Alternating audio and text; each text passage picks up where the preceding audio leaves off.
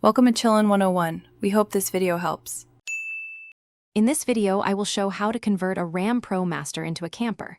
Start by creating a simple plan. List must-haves, draft a layout, and set a realistic budget. Measure interior length, width, and height, and sketch zones for bed, kitchen, storage, and systems. Prioritize safety items like ventilation and fire suppression early.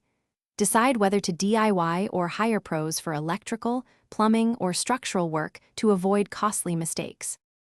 Start by finalizing the layout and marking locations for bed, kitchen, and storage. Use closed-cell foam, spray foam, or rigid panels with a continuous vapor barrier to prevent condensation and mold. Keep insulation thickness balanced to maintain interior space while maximizing thermal performance. Plan ventilation paths with a roof vent and optional fan. Build furniture in modules so you can adjust or remove pieces as travel needs change without heavy alterations.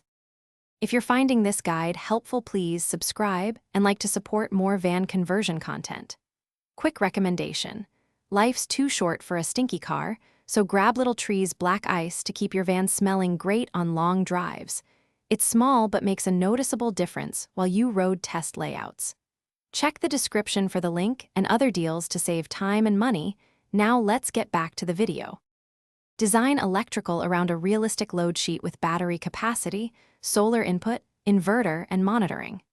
Choose lithium or AGM batteries based on budget, weight, and lifespan. Wire basics: fuse panels, properly sized cables, and labeled circuits for safety. For water, use a gravity or pressurized system with a pump, tank, and gray water containment. Consider a diesel or propane heater for cold climates, and always install CO and propane detectors for safety. Thanks for watching. Consider subscribing if we helped you.